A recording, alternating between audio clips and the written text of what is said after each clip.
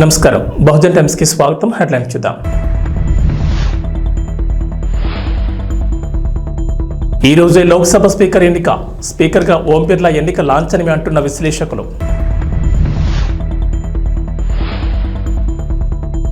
ఏపీకి మరో good news. అమరావతికి భారీగా పెట్టుబడులు.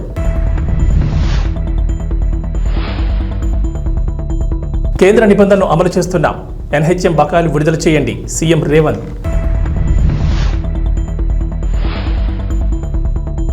విద్యుత్ కొనుగోలు విచారణలో బిగ్ ట్విస్ట్. కేసీఆర్కు మళ్లీ నోటీసులు. తెలంగాణలో నేటి నుంచి 5 రోజుల పాటు వర్షాలు. 1-2 చోట్ల భారీ వర్షాలు కురిసే ఛాన్స్. లోక్సభ స్పీకర్ ఎన్నిక విషయంలో ప్రతిపక్ష ఇండియా కూటమి అధికార ఎన్డీఏ అలయన్స్ కు సఖ్యత కుదరకపోవడంతో ఎన్నికలు అనివార్యంగా మారాయి. డిప్యూటీ స్పీకర్ పదవి కోసం పట్టుబట్టిన ప్రతిపక్షం ఎన్డీఏ కూటమి నుంచి ఎలాంటి హామీ రాకపోవడంతో చివరి నిమిషంలో కేరళ ఎంపీ కె సురేష్ ను బరిలోకి దింపింది. బుధవారం ఉదయం 11 గంటలకు లోక్సభలో స్పీకర్ ఎన్నికల ఓటింగ్ జరగనుంది. ఇరు కూటములు తమ పార్టీల ఎంపీలకు విప్ జారీ చేశాయి. పార్టీల బలాబలాల దృష్ట్యా స్పీకర్గా ఓం బిర్లా ఎన్నిక లాంఛనమేనని రాజకీయ విశ్లేషకులు చెబుతున్నారు. లోక్సభలో ఎన్డీఏ కూటమికి 293 మంది ఎంపీలుండగా వైసీపీకి కూడా మద్దతు పలకడంతో ఓం బిర్లాకు 297 మంది ఎంపీల సంఖ్యాబలం ఉంది. ఇక ఇండియా కూటమి తరఫున పోటీ చేస్తున్న కె సురేష్ కు 234 మంది ఎంపీలు మద్దతుగా ఉన్నారు. ఆంధ్రప్రదేశ్లో ఎన్డీఏ కూటమి ప్రభుత్వం కొలువు తీరింది. పాలన కూడా మొదలైంది. ముఖ్యమంత్రిగా నారా చంద్రబాబు నాయుడు బాధ్యతలు తీసుకున్న తర్వాత అమరావతిలో పనులు ఊపందుకున్నాయి. ఈ క్రమంలో రాష్ట్రానికి కొత్తగా పెట్టుబడి దిశగా అడుగులు పడుతున్నాయి. ఏపీలో పెట్టుబడి పెట్టేందుకు పలువురు ఆసక్తి చూపిస్తున్నారు. తాజాగా చెన్నైలోని ఆస్ట్రేలియన్ కాన్సులేట్కి చెందిన ప్రతినిధులు సిఆర్డీఏ కార్యాలయానికి వెళ్లారు. ఆస్ట్రేలియన్ కాన్సుల్ జనరల్ సిలై చాకి ఆధ్వర్యంలో బృందం సిఆర్డీఏ కమిషనర్ కాటంనేని భాస్కర్తో భేటీ అయ్యారు. ఈ సమావేశంలో ప్రధానంగా ఆంధ్రప్రదేశ్ రాజధాని అమరావతిలో పెట్టుబడి పెట్టేందుకు ఆసక్తి చూపించారు. చంద్రబాబు ప్రభుత్వంతో కలిసి పనిచేసేందుకు సిద్ధమంటున్నారు. ఆస్ట్రేలియాకు వ్యాపారవేత్తలకు అమరావతిలో ఉన్న వాణిజ్య అవకాశాలపై సిఆర్డీఏ కమిషనర్ కాన్సుల్ జనరల్ సిలై చాకీలు చర్చించారు. అమరావతి ప్రత్యేకతల గురించి కమిషనర్ భాస్కర్ వారికి వివరించారు. వారు కూడా పలు అంశాలపై వివరాలు అడిగి తెలుసుకున్నారు. అమరావతిలో పనులు ఎప్పుడు ప్రారంభమవుతాయి, రాజధానిలో ఏ రంగాల్లో పెట్టుబడులకు అవకాశాలున్నాయని ఆస్ట్రేలియన్ కాన్సులేట్కు చెందిన ప్రతినిధులు ఆరా తీశారు. అమరావతి మాస్టర్ ప్లాన్ పెట్టుబడులకు ఉన్న అవకాశాల గురించి కమిషనర్ భాస్కర్ వారికి వివరించారు. రాజధాని ప్రాంతంలో తగినంత భూమి అందుబాటులో ఉందని, వ్యాపారవేత్తలు పెట్టుబడి పెట్టొచ్చని, అమరావతిలో మంచి అవకాశాలున్నాయని సిఆర్డీఏ కమిషనర్ చెప్పారు. రాజధానిలో పెద్ద ఎత్తున పెట్టుబడి పెట్టేందుకు తమ దేశం సిద్ధంగా ఉందన్నారు కాన్సుల్ ప్రతినిధులు. ఢిల్లీ పర్యటనకు వెళ్లిన సీఎం రేవంత్ రెడ్డి అక్కడ బిజీగా గడుపుతున్నారు. పలువురు కేంద్ర మంత్రులను కలిసి రాష్ట్రానికి రావాల్సిన నిధులు, పెండింగ్ బకాయిలు విడుదల చేయాలని కోరుతున్నారు. ఈ మేరకు మంగళవారం కేంద్ర ఆరోగ్య శాఖ మంత్రి జేపీ నడ్డాను కలిసిన సీఎం రేవంత్ జాతీయ ఆరోగ్య మిషన్ కింద తెలంగాణకు రావాల్సిన బకాయిలు 693.13 కోట్లు వెంటనే విడుదల చేయాలని విజ్ఞప్తి చేశారు. వైద్య ఆరోగ్య రంగంపై తెలంగాణ ప్రభుత్వం తీసుకుంటున్న చర్యలను కేంద్ర మంత్రికి వివరించారు. ఆరోగ్య మిషన్ 2023-24 3-4 త్రైమాసికాల నిధులు 323.73 కోట్లు పెండింగ్లో ఉండడమే కాకుండా 2024-25 మొదటి త్రైమాసిక గ్రాంట్ 138 కోట్లు కూడా మంజూరు చేయాల్సిందన్నారు. ఆ మొత్తాన్ని వెంటనే విడుదల చేయాలని కోరారు. ఆయుష్మాన్ భారత్ నిబంధనలన్నింటినీ తాము ఈ ఏడాది జనవరి నుంచి అమలు చేస్తున్నట్లు సీఎం రేవంత్ నడ్డాకు వివరించారు. పట్టణ, గ్రామీణ ప్రాంతాల్లో ప్రజలకు మెరుగైన వైద్య సేవలు అందించేందుకు గాను 5,159 బస్తీ దవాఖానాలు సమర్థవంతంగా నిర్వహిస్తున్నట్లు వెల్లడించారు. తెలంగాణలో విద్యుత్ కొనుగోళ్ల వ్యవహారం తీవ్ర చర్చనీయాంశంగా మారగా దీనిపై విచారణ జరిపేందుకు రేవంత్ రెడ్డి సర్కార్ జస్టిస్ నరసింహారెడ్డి నేతృత్వంలో కమిషన్ ఏర్పాటు చేసిన విషయం తెలిసిందే.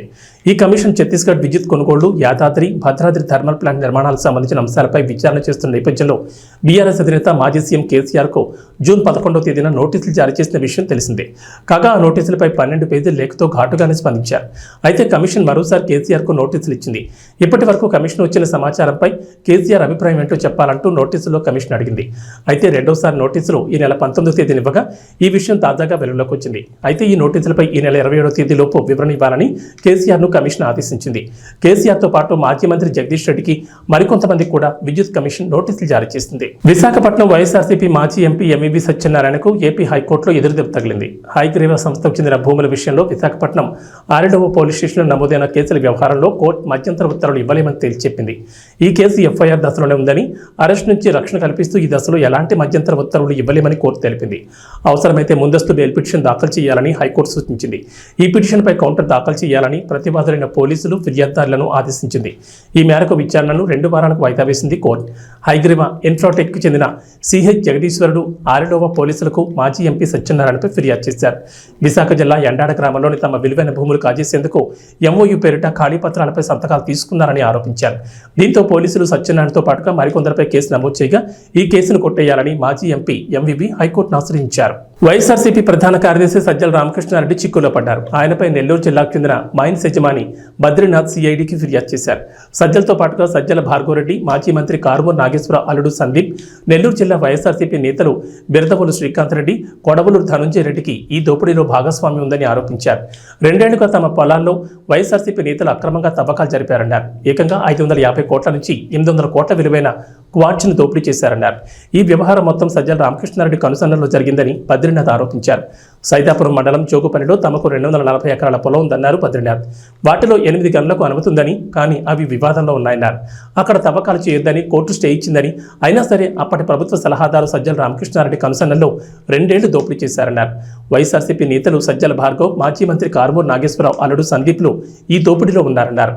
తాను ఈ దోపిడీపై ప్రశ్నిస్తే కేసులు పెడతామని, రౌడ్ షీట్ తెరుస్తామని బెదిరింపులు దిగినట్లు ఆరోపించారు.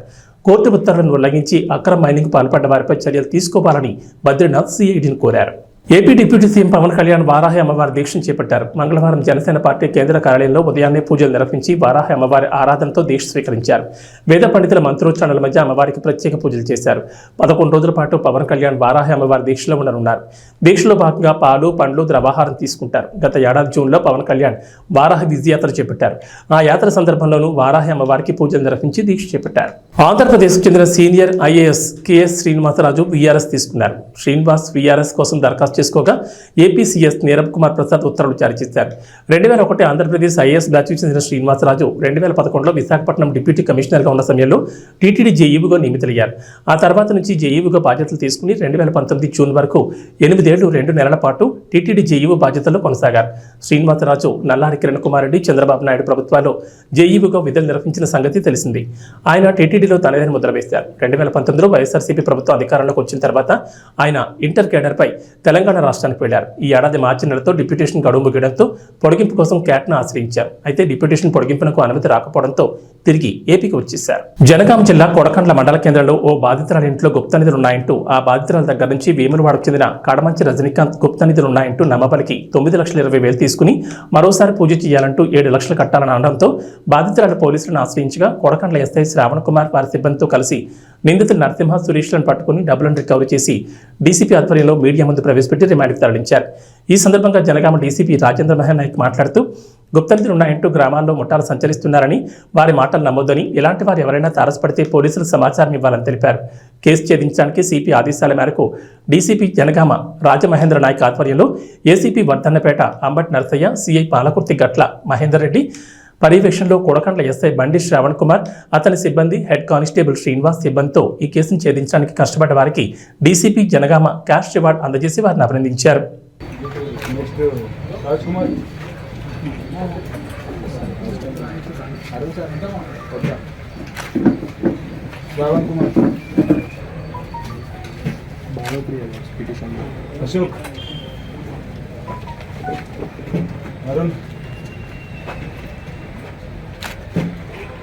संपत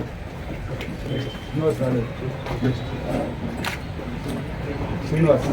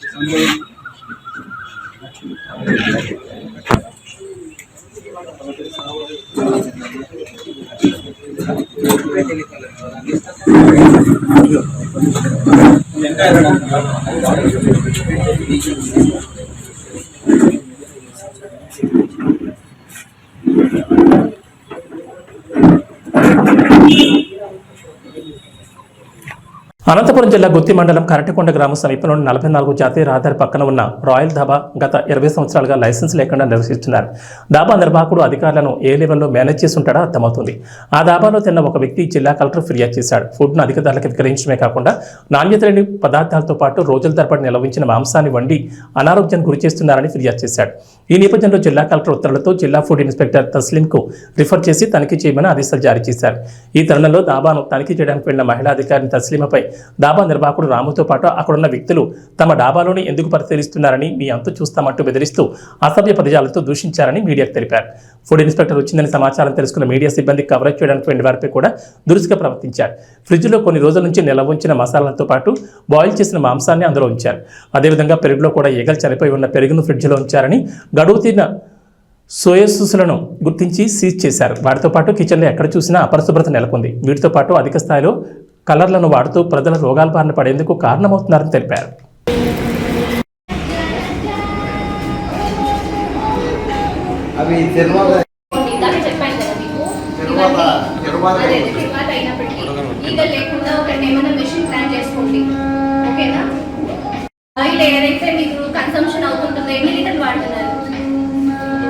పర్ డే మీకు ఎంత ఖర్చు అవుతుంది? ఆయిల్ 4 అవుతుందా? 4లో బాగా మాడి నల్లగా అయిపోయి ఉంటుంది. ఆ నూనెని కలెక్ట్ చేసి పెట్టుకోండి. ఇప్పుడు ఎలాగో నా నంబర్లు కూడా ఇచ్చాను మీకు.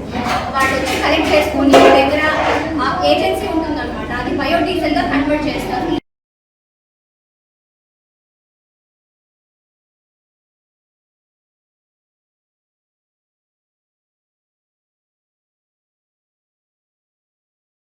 అది ఎక్కడో డ్రైనేజ్లలోనో లేకుంటే ఎక్కడో వేరే దానికి వాడకుండా ఇలా వాడుకోండి అంటున్నాం. ఆ తర్వాత ఇది ఎక్కడైతే ఉందో స్టోరేజ్ అన్నది కొంచెం నీట్గా దాని మీద క్లాత్ లాంటిదో లేకుంటే ఇంకోటో వేసి పెట్టేసుకోండి. క్యాప్స్ ఉండేలాగా తీసుకోండి.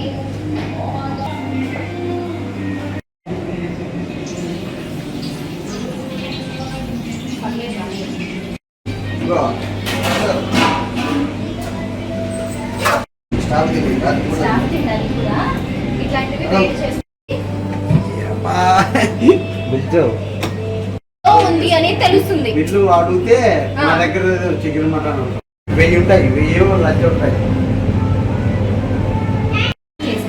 అదే అట్లాంటివి స్టోర్ లో ఫ్రిడ్జ్ లో స్టోర్ చేసుకోకూడదు. మీరు గంటలో వాడేలా ఉంటేనే చేసుకోండి. అది ప్యాకెట్ లో ఉండాలి. అది అయిపోకపోతే మాకు ఎట్లా వ్యాపారం చేసుకోవాలి?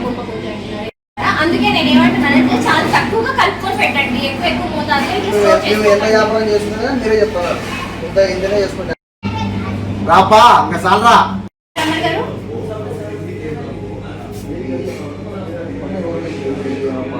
అదే వాడకూడదు అసలు. మీకు ఇబ్బంది అవుతుంది. ఎవరికైనా అసలు సింథటిక్ ఫుడ్ కలర్స్ వల్ల హార్మింగ్ ఎక్కువ ఉంటుంది, పబ్లిక్ కి హార్మ్ జరుగుతుంది అసలు వాడకండి. కలర్ వాడకండి న్యాచురల్ గా వెళ్తూ ఉండండి అంటున్నారు.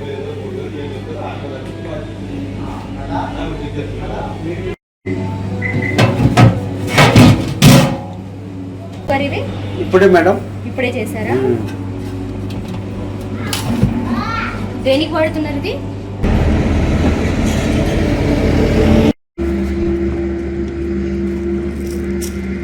ఎక్స్పైర్ అయినవి మనం సీజ్ చేసాము. రాయల్ ధాబాలో సంగవి సోయా సాస్ అని చెప్పేసి 4 బాటిల్స్ మనకి నోటీస్ అయ్యాయి. ఈ 4 బాటిల్స్ కాకుండా ఇంకా 4 లేబుల్ లేకుండానే స్టోర్ చేసి ఉన్నారు. అవి కూడా తీసుకున్నాము. సో ఇవి చూసినట్టయితే మనం మ్యానుఫ్యాక్చరింగ్ డేట్ ఒకటి 7/20/22. దీనికి బెస్ట్ బిఫోర్ 12 months ఉంటుందండి. అలాంటిది ఒక 2021లో మ్యానుఫ్యాక్చరింగ్ అయిన బాటిల్ కూడా మనకి ఇక్కడ అవైలబిలిటీలో ఉంది. సో స్టోర్ రూమ్లో ఇవన్నీ 4 బాటిల్స్ కూడా మనం సీజ్ చేసాము యాజ్ పర్ యాక్ట్. దీనికి మనం జేసీ గారి దగ్గర ఫైల్ చేస్తున్నాము. సో యాజ్ పర్ ఆయన ఆర్డర్ సార్ అవన్నీ కేసు అంతా ఫైల్ చూసిన తర్వాత సార్ ఇంపోజ్ చేస్తారండి ఫైల్. అవును తీయకూడదు, మా హక్కు కదా, మేము తీయాలి కదా. నువ్వు తీసింది చాలా అనేది ఏంది? అవును, నాకు కావాల్సినవి మేడం ఏం తనిఖీలు చేస్తుందో అవి తీసుకుంటాం మేము. అవును, మీరేదో మాట్లాడుతాను కదా మీడియాని, అందుకోసం తీస్తున్నా. నువ్వు సాలరా తీయడం అనడం ఏంది? సాలరా అని మీరేందన్న చెప్పేది? తీస్తాను, తీసుకుంటా.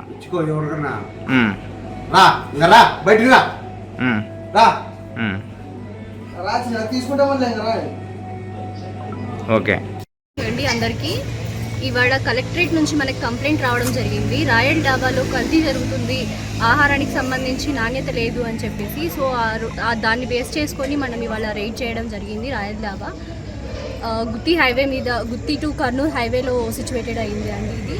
సో మనం ఇన్స్పెక్షన్కి వెళ్ళినప్పుడు ప్రొపరేటర్ రాము రాయల్ గారు ఉన్నారు. ఆయన సమక్షంలోనే తనిఖీ చేయడం జరిగింది. ఆ తనిఖీల్లో మనం చూసింది ఏంటంటే ఎక్స్పైర్డ్ స్టాక్ అయితే ఉందండి. ఆ ఎక్స్పైర్డ్ స్టాక్ని యాజ్ పర్ ఎఫ్ఎస్ యాక్ట్ మనం సీజ్ చేయడం జరిగింది. దాంతోపాటు ఫ్లైస్ ఎక్కువ ఉన్నాయి. ఆ ఫ్లైస్కి కంట్రోల్ చేయడానికి ఇన్సెక్టిక్యూటర్ కూడా అడాప్ట్ చేసుకోమని చెప్పాము. దాంతోపాటు హైజీనిక్ రిక్వైర్మెంట్స్ కూడా మీట్ అవ్వట్లేదు.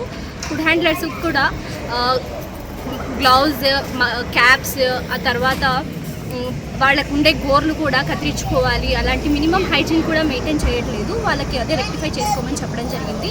అలానే వీళ్ళు ఎప్పటి నుంచో 20 years నుంచి రన్ చేస్తున్నా ఫుడ్ లైసెన్స్ లేకుండా చేస్తున్నారు. సో ఇవాళ నోటీస్ ఇవ్వడం కూడా జరిగింది. వాళ్ళు వెంటనే 7 రోజుల లోపు తీసుకోవాల్సి వస్తుంది. 7 రోజుల లోపు కనుక వాళ్ళు తీసుకోకపోతే వెంటనే మనం కేసు ఫైల్ చేయడం జరుగుతుంది. అదే కాకుండా మీరు దాడులు చేస్తున్నప్పుడు వాళ్ళు మిమ్మల్ని అడ్డుకునే పరిస్థితి, దీన్ని ఎలా అవునండి, వాళ్ళు ఎలా అంటే అలా అబ్యూజ్డ్గా వర్డ్స్ కూడా యూజ్ చేస్తున్నారు. ఎలా అంటే అలా దౌర్జన్యంగా మాట్లాడుతూ మీరు ఎలా చేస్తారు అలా చేస్తారని చాలా దారుణంగా మాటలు అనడం కూడా జరిగింది. దాన్ని సార్ట్అవుట్ చేస్తూ కూడా మనం లాస్ట్ వరకు కూడా సిఐ సార్ కానివ్వండి, ఇక్కడ మన విజిలెన్స్ ఫణీంద్ర సార్ సమక్షంలో వాళ్ళు మాకు గైడ్ చేయడం వల్ల ఇది కంప్లీట్గా వాళ్ళ చేత సిగ్నేచర్స్ చేంజ్ చేసుకొని కేసు క్లోజ్ చేయడం జరిగింది. ఇది త్వరలో ఇప్పుడు జేసీ సార్ దగ్గర కూడా ఫైల్ చేస్తాం. మేజర్గా ఏమేమి ఐటమ్స్? మేజర్గా ఇది సంఘవి సోయా సాస్ అని చెప్పేసి ఎక్స్పైర్డ్ ఐటమ్స్ కూడా వాళ్ళు స్టోర్ రూమ్లో పెట్టడం జరిగింది. సో దానికి తగ్గట్టు బిల్స్ కూడా అడిగాము ఆ ప్రొడక్ట్స్వి. వాళ్ళు ప్రొడక్ట్స్ బిల్ కూడా డిస్క్లోజ్ చేయలేదు. సో దాన్ని మనం సీజ్ చేసాము యాజ్ పర్ ఎఫ్ఎస్ఎస్. చికెన్ మన స్టోరేజ్ రెఫ్రిజిరేటర్స్ అయితే తనిఖీ చేయడం జరిగింది. వాళ్ళు స్టోరేజ్ చేస్తుంది కూడా ఓపెన్గా బాయిల్డ్ చికెన్ కూడా పెట్టారు. దానికి బిల్స్ అడిగితే కూడా లేదు అన్నారు. సో అది డిస్ట్రాయ్ చేయడం జరిగింది. తర్వాత ఇలాంటివి మళ్ళీ రిపీటెడ్గా చేయకూడదని చెప్పేసి వార్నింగ్ కూడా చేయడం జరిగింది. పాన్ ఇండియా స్టార్ ప్రభాస్ ప్రధాన పాత్రలో నటించిన కల్కి 2898 AD ఈ గురువారం థియేటర్లోకి రానుంది. తెలుగు రాష్ట్రాల్లో ఎలాంటి ఫ్రీ రిలీజ్ ఈవెంట్ చేయకుండానే కల్కిపై ఈ రేంజ్లో బజ్ వచ్చిందంటే దానికి ప్రభాస్ స్టామినానే కారణం. ఇక ఇప్పటికే బుకింగ్స్లో కల్కి తిరుగులేదని నంబర్లు చూస్తే అర్థమవుతుంది. అయితే రిలీజ్కు ఒక్కరోజు ముందు ఈ సినిమా గురించి ఒక క్రేజీ రూమర్ సోషల్ మీడియాలో వైరల్ అవుతోంది. ఈ సినిమాలో రానా ఓ కీలక పాత్రలో నటించారంటూ టాక్ నడుస్తోంది. తాజా రూమర్స్ ప్రకారం మహాభారతంలోని ప్రధాన పాత్రలో ఒకటైన దుర్యోధనుడిగా రానా నటించినట్టు చెప్తున్నారు. అయితే దీనిపై మూవీ టీం నుంచి ఎలాంటి క్లారిటీ రాలేదు. కానీ ఇటీవల ముంబైలో జరిగిన ఫ్రీ రిలీజ్ ఈవెంట్లో రానా సందడి చేసిన సంగతి తెలిసిందే. ఈ కార్యక్రమానికి రానా హోస్ట్ చేశారు. దీంతో రానా ఈ చిత్రంలో ఉన్నారని నెటిజన్లు అయితే అంటున్నారు. మరి ఈ పుకారు నిజమైతే దర్శకుడు నాగ్ అశ్విన్ రానాకి సరైన పాత్రనిచ్చినట్లే. రానా నిజంగా ఈ చిత్రంలో ఉన్నారో లేదో రిలీజ్ అయ్యాకనే తెలియనుంది. లోకనాయకుడు కమల్ హాసన్ నట విశ్వరూపాన్ని కళ్ళకు కడుతూ భారతీయుడు 2 ట్రైలర్ వచ్చేసింది. శంకర్ దర్శకత్వంలో తెరకెక్కిన universal project movie Indian Tony తెలుగులో భారతీయుడు 2గా జూలై 12న ప్రపంచవ్యాప్తంగా విడుదల చేయబోతున్నారు. 2.5 నిమిషాల నిడివితో రిలీజ్ అయిన భారతీయుడు 2 ట్రైలర్లో 28 ఏళ్ల నాటి భారతీయుని గుర్తు చేశాడు కమల్ హాసన్. ఇది రెండో స్వాతంత్ర పోరాటం అంటూ సేనాపతిగా విశ్వరూపం చూపించారు కమల్. అవినీతిని అంతం చేయడానికి సేనాపతి చేస్తున్న యుద్ధం ఎలా ఉందో ఈ ట్రైలర్లో చూసేయండి. వామ్మో, లంచం తీసుకుంటే ఆ ముసలోడు వచ్చి చంపేస్తాడేమో అని లంచం పేరు చెప్తేనే భయపడేటట్టు చేశాడు భారతీయుడు. ఇది సినిమానే కావచ్చు, కానీ భారతీయుడు సినిమా ద్వారా లంచగొండల గుండెల్లో రైళ్లు పరిగెత్తించాడు కమల్ హాసన్. దాదాపు 28 ఏళ్ల క్రితం వచ్చిన ఈ సినిమాకి సీక్వెల్ రాబోతోంది. అదే భారతీయుడు 2. శంకర్ దర్శకత్వంలో చాలా ఏళ్ల క్రితం మొదలైన ఈ సినిమా ఎట్టకేలకు విడుదలకు రెడీ అయింది. జూలై 12న భారతీయుడు 2 ప్రపంచవ్యాప్తంగా విడుదల కానుండగా రిలీజ్ ట్రైలర్ను మంగళవారం విడుదల చేశారు. 2.5 నిమిషాల నిడివితో ఉన్న ఈ ట్రైలర్లో ఇది రెండో స్వాతంత్ర పోరాటం అంటూ సేనాపతిగా కమల్ హాసన్ నట విశ్వరూపం చూపించారు.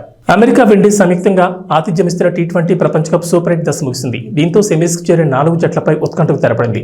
అయితే ఈసారి ఎవరూ ఊహించని విధంగా పత్తికొన్న ఆఫ్ఘనిస్తాన్ సెమీఫైనల్కు చేరుకుని అందరినీ ఆశ్చర్యపరిచింది.